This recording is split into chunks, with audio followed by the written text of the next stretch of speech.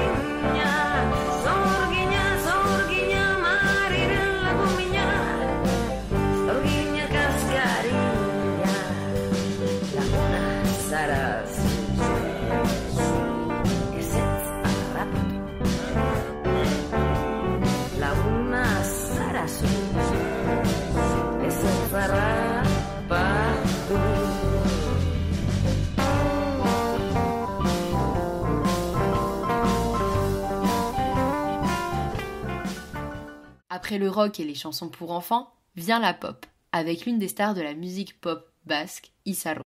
Isaro est une jeune compositrice et interprète biscayenne. Écoutons sa chanson Donostia, nom basque de la ville de Saint-Sébastien, pour la découvrir un peu plus.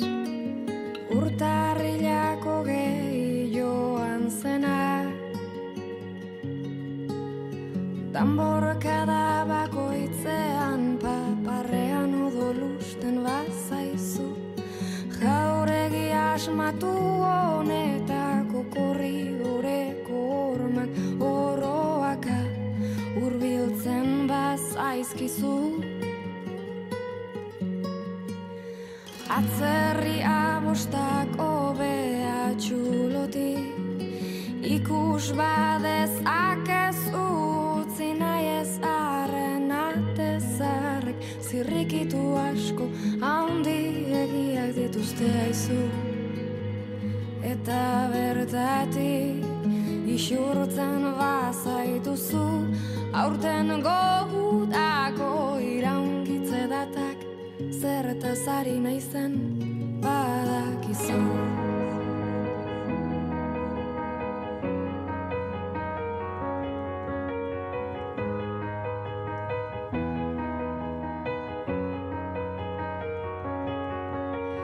Garestia da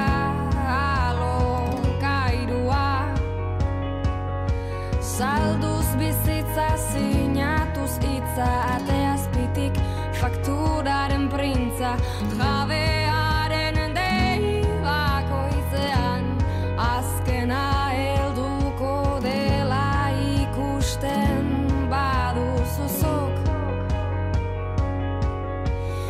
irondartza ez badira nahikoa txalupa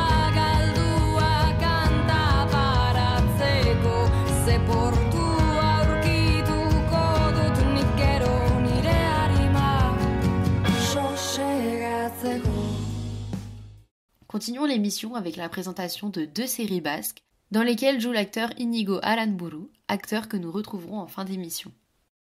Alardea est une mini-série basque de 2020. Alardea, c'est l'histoire d'Amaya, une enseignante qui, avec un groupe de voisins, se bat pour le droit des femmes à défiler dans le spectacle de sa ville, où, jusqu'ici, seuls les hommes sont autorisés à participer. Amaya est jouée par Itziar Ituño, actrice et chanteuse basque qui joue notamment Lisboa, Raquel Murillo, dans la série Netflix à succès La Casa de Papel. Et nous pouvons retrouver à ses côtés Inigo Aranburu, qui joue le rôle de son mari Aitor. La série est composée de 4 épisodes.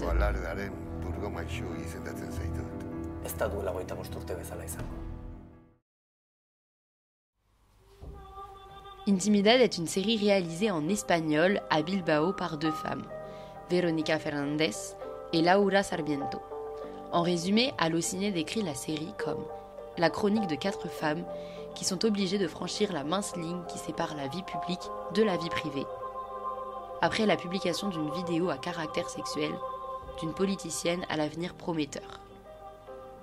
Il y a plusieurs personnages principaux, toutes des femmes. Malène, mère adjointe prise en vidéo à son insu lors d'un moment intime, vidéo par la suite diffusée partout dans sa ville, Bilbao. Elle est jouée par Itziar Ituño. Nous avons ensuite les personnages d'Anne, ouvrière harcelée sexuellement, et de sa sœur Begonia qui doit faire face au suicide d'Anne et se battre pour la justice des femmes atteintes de violations à la vie privée. Anne est interprétée par Verónica Echegui, l'actrice madrilène qui joue également dans le film espagnol Objetos, sorti il y a quelques semaines et qui fait déjà un succès dans son pays. Et enfin, Patricia López Arnaiz est l'actrice basque qui incarne Begonia. Elle a notamment joué dans le film espagnol L'Arbre de sang. Vous pouvez retrouver Intimidad sur Netflix, série de 8 épisodes d'environ 50 minutes chacun. Intimidad en VO, ça donne ça. Y mi candidatura a la alcaldía que será confirmada oficialmente en breve. Esta es la única respuesta moralmente válida ante el delito del que he sido víctima. Siento pudor, pero no siento vergüenza. Esa se la dejo a quienes han tratado de hundirme utilizando mi intimidad. Muchas gracias. Retrouvons maintenant Inigo Aranburu, acteur basque, dans le casting d'Intimidad pour une petite interview. Tu joues le rôle de Gorka, le rival de Malène Soubiri aux élections du maire de Bilbao, dans la série Netflix Intimidad, sortie le 10 juin dernier. Peux-tu nous en dire un peu plus sur ton personnage ? Mi personaje es... Comme a dit une personne de l'équipe, mon personnage, quand on a commencé à parler du personnage, la première chose qu'ils m'ont dit était « Ton personnage est l'homme typique, médiocre, blanc ». C'est un personnage que s'il était une femme, il ne serait pas où il est.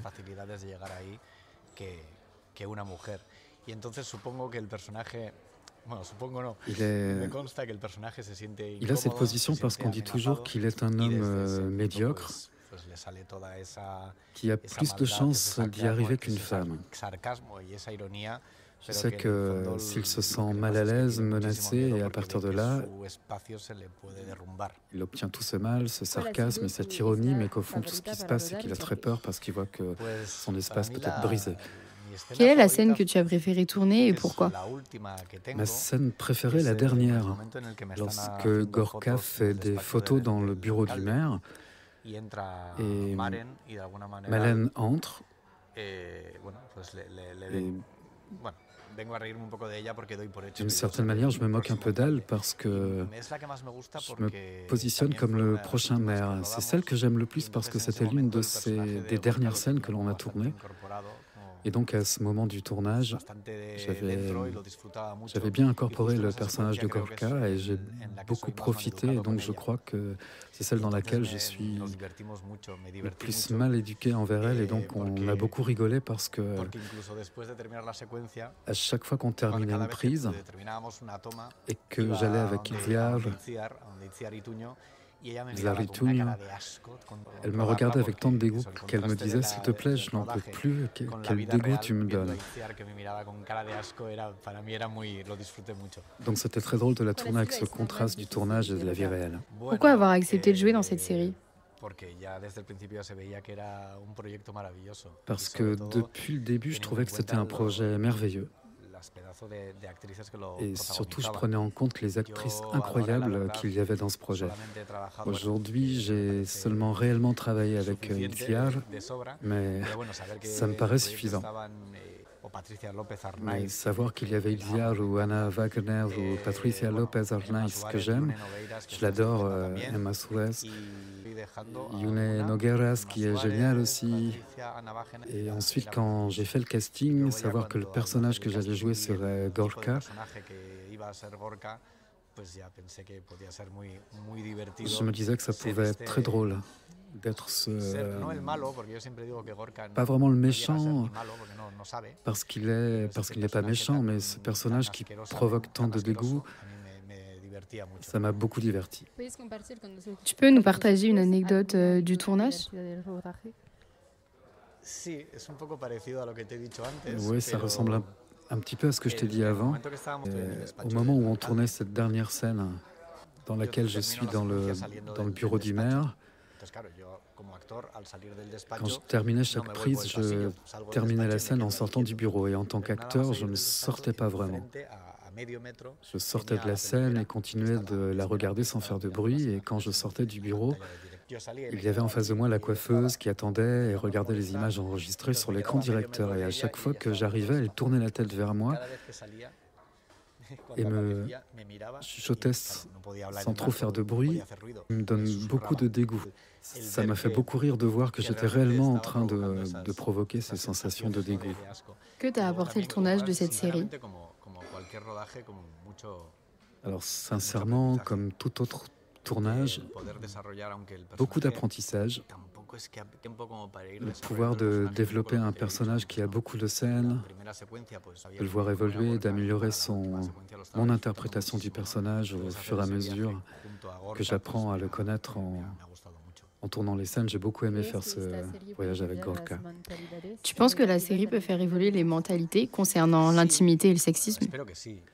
Alors j'espère que oui.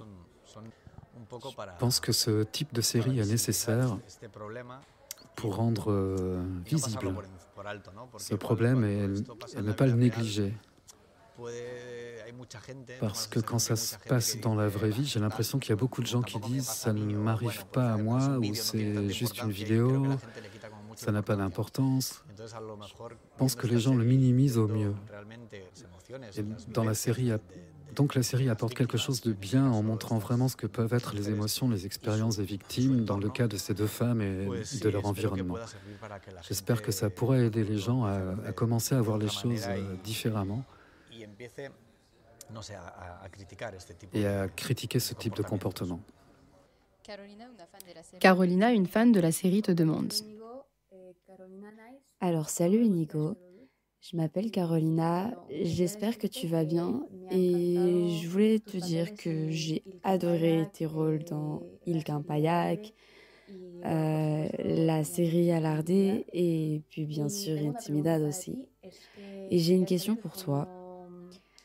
Je voulais savoir si ça a été difficile pour toi d'interpréter un personnage un peu sexiste, comment tu t'es préparé pour ce personnage et si ça t'a plu de jouer un personnage comme ça. Et je t'envoie de gros bisous. Ça m'intéresse. D'où vient-elle? De France et de Portugal. Elle parle aussi euskera? Oui. Très bien. J'ai déjà pensé que j'aimerais proposer à Itziar Ituno de lui donner l'idée de faire un cursus, un cours de basque, parce que je crois qu'elle le devrait. C'est la personne parfaite pour faire un cours en ligne de basque. C'est grâce à elle qu'on apprend le basque. Alors, j'ai aussi parlé avec une fille qui vient de Grèce, qui apprend le basque grâce à Itziar. Alors oui, Itziar devrait créer le cours dont je viens de te parler. Alors, merci beaucoup de tes mots, Carolina, pour avoir vu Alardea et Il Campayak, toujours avec Itziar.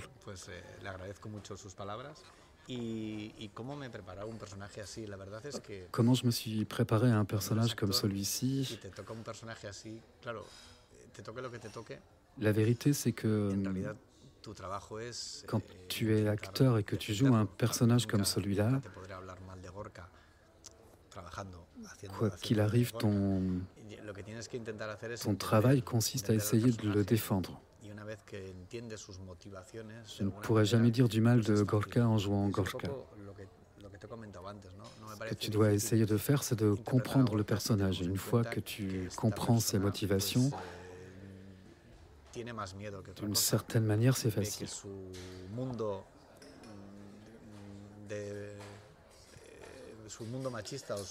C'est un peu comme je l'ai dit avant, je trouve pas difficile de jouer Gorka si nous prenons en compte le fait que cette personne a plus peur qu'autre chose, que son monde machiste, son monde dominé par les hommes, commencer à les mettre en danger et qu'il a peur.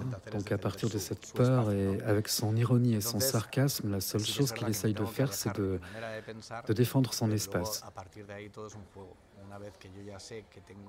Alors c'est vrai que je dois m'éloigner de ma façon de penser et à partir de là, tout est un jeu. Une fois que je sais que je dois défendre mon espace et qu'a priori je ne suis pas d'accord avec toutes ces idées féministes, à partir de là, c'est jouer et se divertir. Une autre fan, Francie, te demande: Salut Inigo, depuis l'Allemagne, j'ai une question pour toi. Avec le thème d'Intimidad, comment le harcèlement sexuel sur le plateau a-t-il été abordé si ça a été le cas? Merci. C'est une question très intéressante.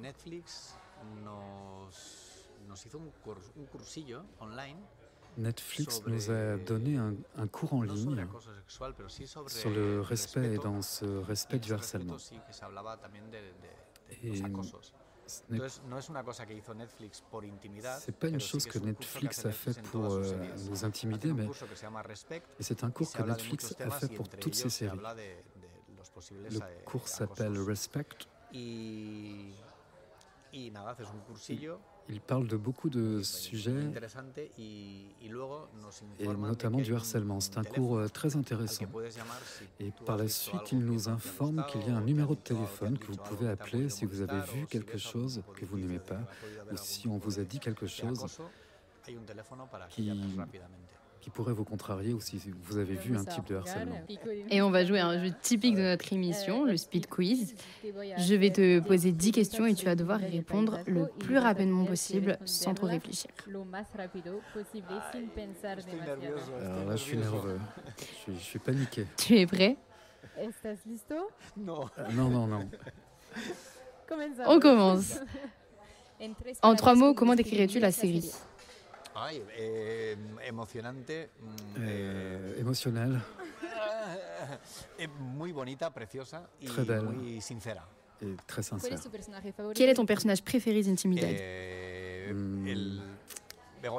Begoña. Pourquoi? Pour tout son voyage émotionnel qui est très puissant. Et je pense que c'est Patricia qui le brode, elle est géniale. Si tu devais jouer à un autre personnage, homme ou femme, lequel serait? Si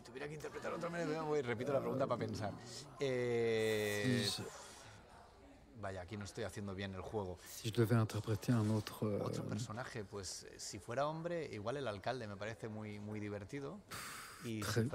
Très rapide la question pour réfléchir. Je participe pas bien au jeu, mais un autre personnage, si c'était un homme, le maire me paraît très drôle. Si c'était une femme, j'aimerais aussi sûrement celui de Begoña. Quel est l'acteur d'Intimidad avec lequel tu aimerais de nouveau tourner? Avec Itziar, nous avons déjà travaillé ensemble plusieurs fois. C'est toujours un plaisir de travailler avec elle et avec Patricia aussi. J'ai travaillé plusieurs fois avec elle, donc les deux. Quel est ton lieu préféré du Pays Basque? Donosti. Je suis de Donosti et très fier de ma ville. Quelle est ta spécialité culinaire préférée basque?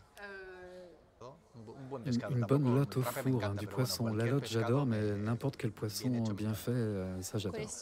Quel est ton artiste basque favori? Wow, mon artiste basque favori. Je vais être un peu ami de mes amis. Mikel Aspiros est un musicien, pianiste. Il a un groupe qui s'appelle Elcano Browning Cream. Et je peux dire que c'est mon artiste préféré. Si tu devais nous dire quelque chose sur le Pays Basque, qu'est-ce que ce serait? Une seule chose. Je dirais une contradiction, parce que j'inviterai tout le monde à visiter Donostia. Mais c'est vrai que je me plains qu'il y a beaucoup de touristes dans la ville. Il y en a trop. Mais ouais, j'inviterai tout le monde à venir visiter la ville, bien manger, connaître les gens, profiter du paysage. Tu saurais me dire un mot en français? Oui. Ah, très bien. Un autre? Attends. J'ai participé. Ouais, j'ai participé au film Handia. Et j'avais un personnage qui, à un moment donné, devait parler en français. J'ai donc dû apprendre une phrase en français. Donc je l'ai dite, mais elle n'était jamais pas bien dite et que c'était supposé être un espagnol qui parle français. Donc ce n'était pas grave s'il y avait des erreurs. Donc je vais te le dire, mais je suis convaincu, je vais tellement mal la dire, tu ne vas pas la comprendre. Venez admirer la taille d'aquest... Ah, non. Venez admirer... Ah non. Venez admirer, si. Venez admirer la taille d'aquest homme qui a livré 1000 batailles sur les terres d'Orient. Ah, je comprends pas. Mais c'est très bien, c'est très bien. J'ai réussi le début, venez admirer, oui. Oui, et pour finir, aimerais-tu dire quelque chose à tes fans? Oui, mes fans, no sé si tengo fans. Oui, mes fans, je ne sais pas si j'ai des fans. A la gente que pueda seguir, que vaya viendo nuestro Mais trabajo, el mío. Aux personnes qui connaissent mon travail, le mien, ou en général le travail des acteurs et actrices basques, merci beaucoup parce que c'est vrai que j'ai l'impression qu'il y a, grâce à Ipsial, c'est sur beaucoup de public en dehors du Pays basque qui suit les productions basques. Alors merci. Merci beaucoup pour ton temps et eskerrik asko.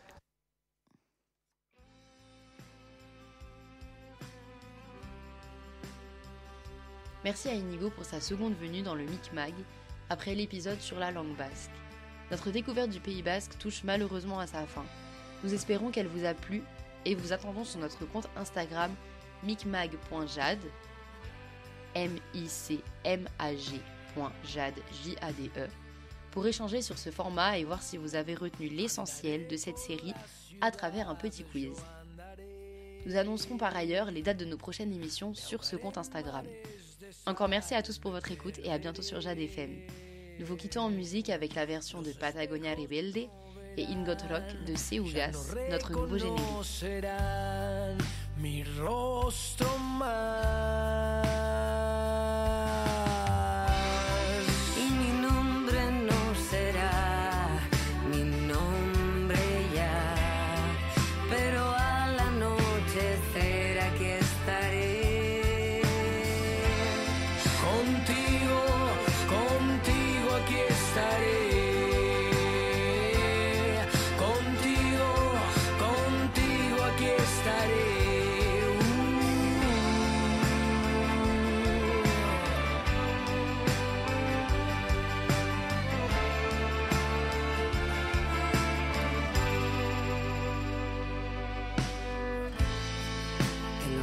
Esas montañas crecerá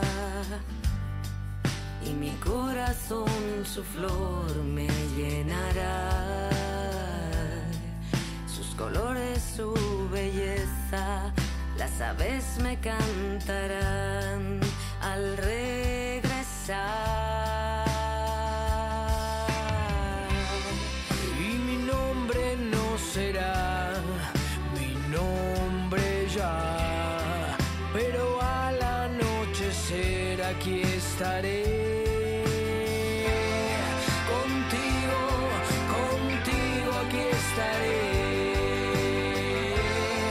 Contigo, contigo aquí estaré.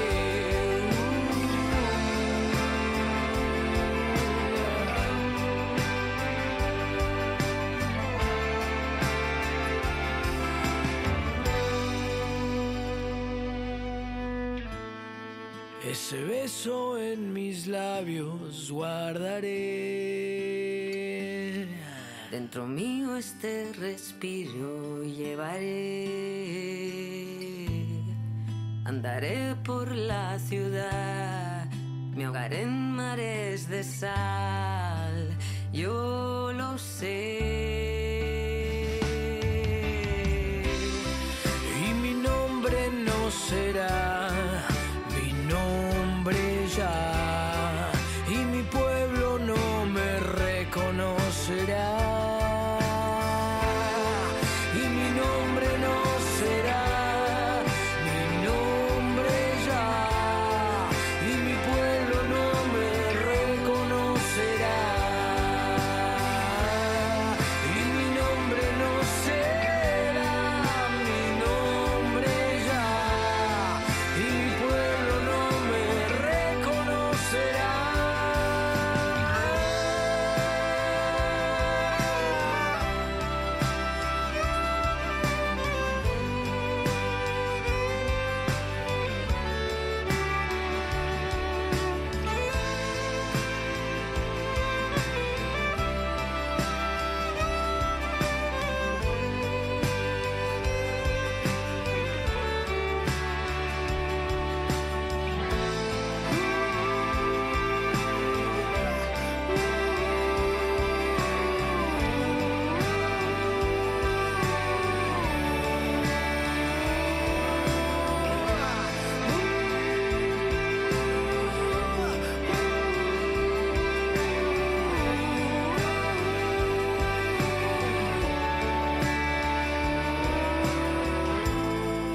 Andaré por la ciudad, yo andaré, pero siempre aquí estaré.